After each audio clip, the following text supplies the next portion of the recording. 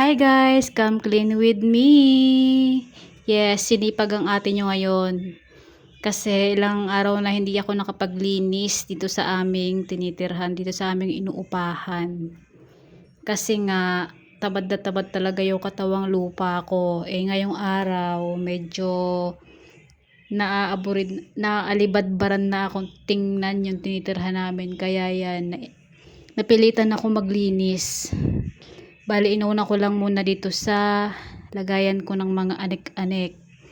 Alam nyo guys, mahirap linisan tong tinitirhan namin. Malit lang siya. Pero mahirap linisan kasi walang maayos na lagayan yung mga gamit namin. Kung saan saan lang nakalagay.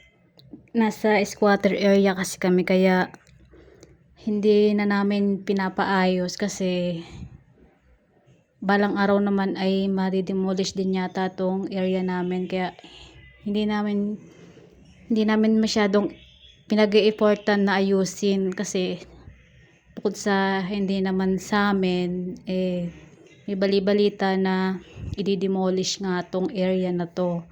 Pinagtsatsagaan lang namin kasi nga mura. Yan lang kasi ang afford namin na upahan kasi yung ibang mga upahan dito ay medyo pricey, hindi namin kaya, lalo na at minimum wage lang naman yung sinasahod ng aking partner in life. Kaya tsaga-tsaga muna kami, tiis-tiis muna kami. Ayos lang naman kasi tatlo lang naman kami, kasyang-kasya naman kami dito.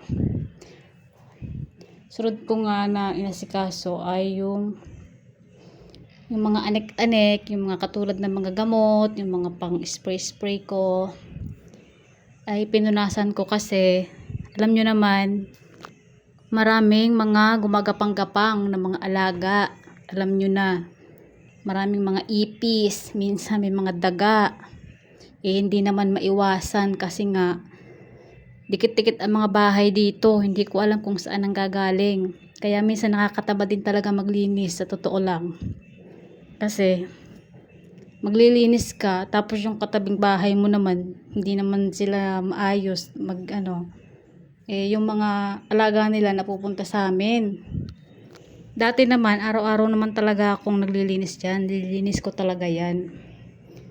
Simula nung nagbuntis ako, yun medyo bumigat na talaga yung katawan ko guys. Tingnan nyo naman yung tiyan ko kung gaano na siya kalaki. Kaya yan, tamad na tamad talaga ako magkikilos. Kaya maglilinis lang ako siguro once a week. Ayan. Sunod ko nga nilinisan yung mga gamot ng aking anak. Ayan. Kasi nagagapangan talaga yan ng mga alaga. Alam nyo naman ang mga ipis ay medyo marumi talaga. Marumi sila. Kasi kung saan saan sila nagsusuot. Sunod ko nga ang ginawa ay yung aming pinagkainan at mga pinaglutuan. Hinugasan ko na para matapos na ako. Minamadali ko na nga yan guys kasi gusto ko na rin makapagpahinga.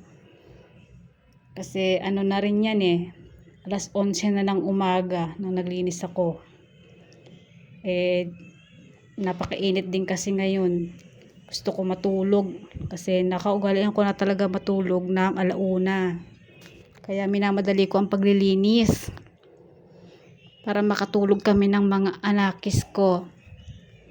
Pinalabas ko nga muna sila ng bahay kasi nga ayaw ko nang may abala pag ako naglilinis. Gusto ko pag maglilinis ako guys, mag-isa lang ako sa loob. Ayaw ko nang may mga nagtatanong sa akin, ayaw ko nang may kumakausap. Parang nagpo-focus ako kasi maglinis pagka mag-isa lang ako sa loob ng bahay. Kaya pinalabas ko muna sila, naglalaro dun sa labas, marami naman silang kalaro. Sunod ko ang ginawa ay itong nihigaan ng isa kong anak. Pinunas ko lang yung sahig niyan kasi maalikabok. Pinunasan ko ng basang-basahan na may konting Sunrox para mawala yung amoy. Tingnan nyo guys kung gaano kainit ngayon. Sinamantala ko nang ibilad yung aming kutsyon kasi maalikabok siya. Nilalabhan naman namin yung cover niyan kaso hindi ko na muna naharap ngayon kasi Medyo pagod na rin ang buntes. Kaya sa susunod na lang pag maglaba ulit kami. Ayan. Pagkatapos ng mga 2 hours na pagbibilad ng kutsyon, inilagay ko na ulit. Inayos ko na dun sa higaan namin. Maniwala kayo sa hindi guys. 3 kaming nahihiga dyan. Kasya naman kami. And ayan. Tapos na maglinis ang ate nyo. Nisprayhan ko lang ng air freshener yung higaan namin. And ayan. Hayahay na ulit. Pwede na matulog. Happy na ulit kasi nakapag-ayos-ayos na dito sa aming munting tinitirhan. Tingnan nyo guys. Oh. Ayan. Yan po.